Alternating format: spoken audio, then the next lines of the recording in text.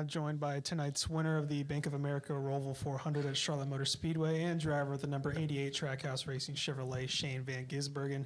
Shane, congrats on the win. With this victory, you become just the second driver since Jeff Gordon 25 years ago to win 5 straight road course races. Just speak a bit about that sentiment and then ultimately how you pulled off the win earlier today. Yeah, thank you. Yeah, amazing day. Car was just unbelievable. Yeah, I think we did a pretty good job making some tweaks from yesterday, and first 2 stages it was, you know, pretty nice balance and able to make some gaps, and then started that 3rd stage.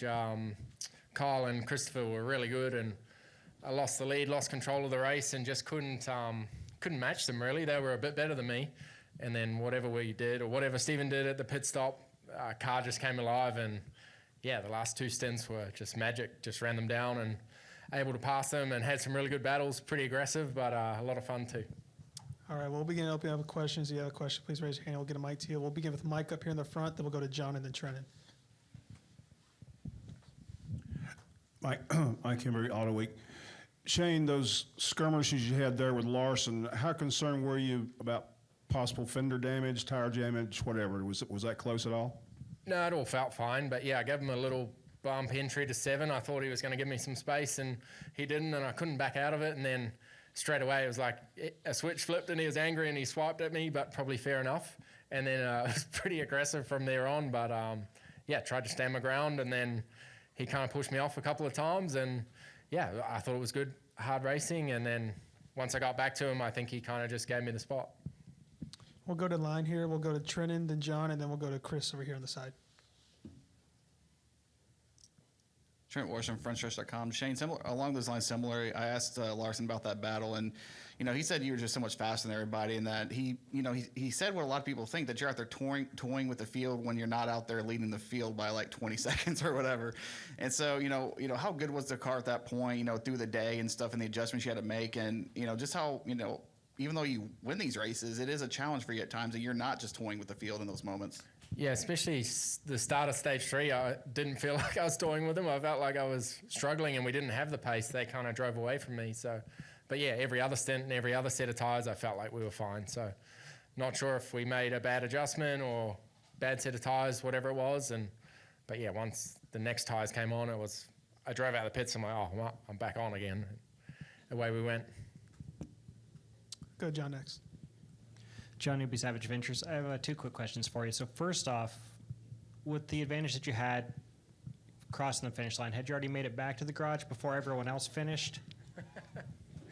I sort of was watching the big screen trying to see how Ross was going. I saw most of the last stint they were focused on him, so I was just hoping Ross went through. And then as I was going through NASCAR 1 and 2, I saw smoke and cars spinning and wondered what was going on. So I was a bit of a race fan for the last 10 laps or so, trying to see what was happening on the big screen, and that took my mind, hoping a caution wasn't going to come out. I was trying to just watch the race.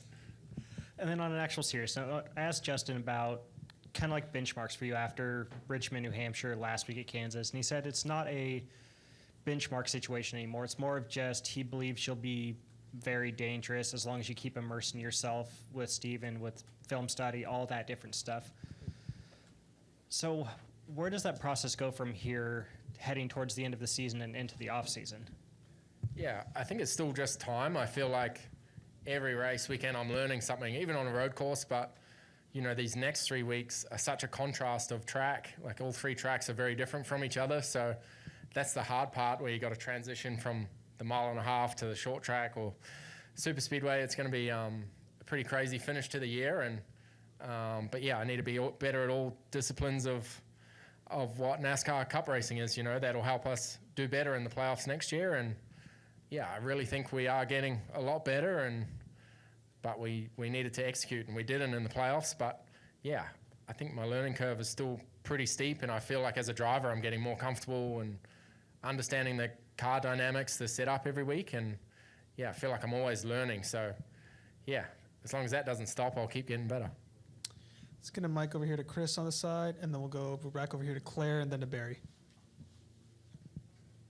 Weaver with Fox 8, WGHP High Point. Shane, the race wasn't easy. We talked about that in one of your other answers. How important is it to you to have a little adversity like that so that you have to kind of learn things about racing these other guys like Kyle and Christopher? And does that kind of adversity apply to when you go to an oval and try to run closer to the front?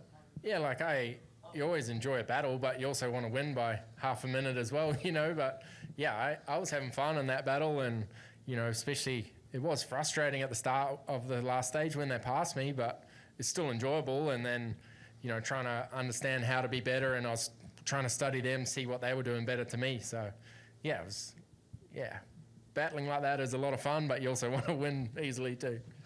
Also, a lot of times when we all post these stories online, here, there, and everywhere, we get a lot of comments and remarks from your fans around the world, fans down in New Zealand and Australia. Do you pay attention to any of that in your perusal of social media or the internet, and what do you think about all of that? Yeah, of course. It's amazing, the support. As I say, like how much people follow me over here and watch every Monday it is there, and it's amazing, the comments and support I get. And even when I've had a bad weekend, the messages are pretty cool. And yeah, I love how much people are following NASCAR now, and also, it's all kinds of disciplines around the world in motorsport. The Kiwis seem to support anyone who goes overseas. So yeah, hopefully I'm doing a good job representing the country, and it's amazing how many people in the stands and go to the merch signings that are from Australia and New Zealand coming to watch the races. So pretty cool to have them here. Go to Claire next, and then go off to the side of Barry. Congratulations, by the way. When you were racing Larson, and Larson said for a bit there he thought maybe he was going to get it. What did he do right? How was it racing him? How difficult was he to race? What did he do right? And he was a little aggressive there. I think he was just really strong at the start, and the 20 was as well, but maybe my car was just weak. I struggled, and then I think it was AJ in the 16 started attacking me, so I think we were just weak at that stage. But yeah, they do very well. You can see when you drive them, they have good awareness, good car placement, and yeah, they're exceptional race drivers. They're really sharp people, and and then I guess when I got to him at the end there, he kind of gave up and just said, all right, it's time to go. And then, they came up with another strategy just in case the yellow come out. So yeah, the races here are, there's always something happening, but I like racing the top guys here. They're very, very good. And so when you lost the lead and he was thinking, maybe I have a chance, was there a moment you thought, maybe I'm not going to get this? Or were you like, hey, I got it, just got to be patient? Yeah, I said that the other day. Those two were going to be the fastest guys. And yeah, when they drove away from me at the start of that stage, I thought, it's just like last year when I lost the lead. The 20 and the 5 drove away into the sunset. So yeah, it was a cool feeling when I sort of matched them at the end. And then, as I said, as soon as I got the second set of tyres on in that last stage, I was like, okay, there was something wrong in the last one, and then just drove back to them, which was a pretty cool feeling as well. We'll hit Barry here, and then we'll come up to the front to Alex. Yes, Barry Richmond, WAKGP, Mod Broadcasting Corporation. Shane, as you were talking about the different tracks that are coming up and gaining ground, what track do you feel like, style-wise, that you are gaining ground on? Short track, intermediate, super speedway, and then also your critique of this year, expectations, the good, the bad. Oh, yeah.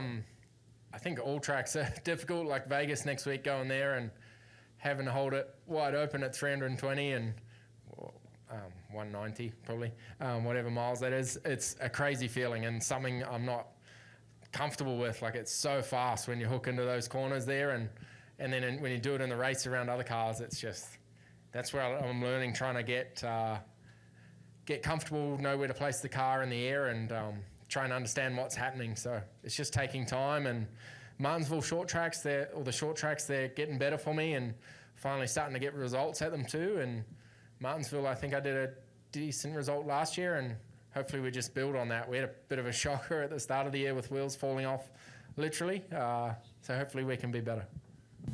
And your critique of this year so far, Yep. felt good, bad? Yeah, I think it's a two sort of stories. The road courses obviously have been amazing, and then the ovals, I started the year in the 30s, genuinely, which is very average, but I feel like we've grounded out and, yeah, now we're a 15th to 10th place car on most weeks. And yeah, I think how much better we've gotten is, yeah, a pretty awesome feeling. But certainly those first 10 weeks of the year was eye-opening, yeah. Go ahead, Alex. Alex Zetlow with the Charlotte Observer. Shane, what does it mean to you to be in the company after winning 5 straight road course races? What does it mean to you? How do you absorb the fact that you're in the same company as Jeff Gordon and other NASCAR legends like that? Yeah, I never care about that stuff, to be honest. It's might be a weird thing to say, but yeah, I just try and do my best. But yeah, when I retire, I guess I'll look at that stuff and be pretty stoked. But at the moment, I just want to keep doing the best I can and try and add to that stuff. Any other questions for Shane tonight? Let's go to Deb right here at the front.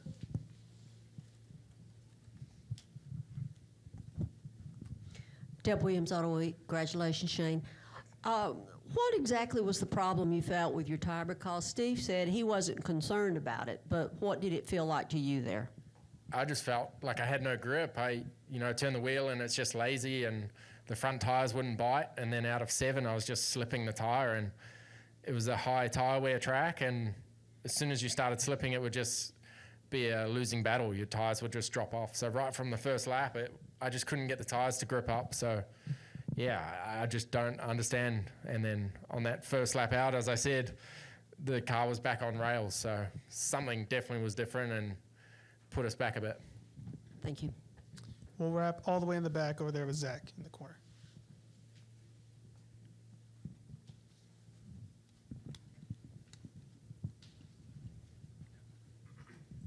Zach Sterniolo, NASCAR.com. Shane, the tires this weekend, obviously it threw everything for a loop yesterday with just how much slower it was compared to last year, and then the fall off on top of that. What was your perspective? How much did that change what you had to do behind the wheel? Yeah, it was a bit of a shock. I think our outright pace was 2 seconds slower than last year, and then you'd fall off another 4 seconds off what we did last year. So that was a big surprise. I don't think anyone expected that. And yeah, as a driver, you want to be flat out the whole time and pushing hard, but also those races create mixed strategies and different pit cycles and stuff. So probably more interesting as a fan and seeing people come and go and a lot more passing. So yeah, I'm all for whatever makes better racing. It's frustrating having to drive and save the tire the whole time, but if it makes good racing, I'm all for that.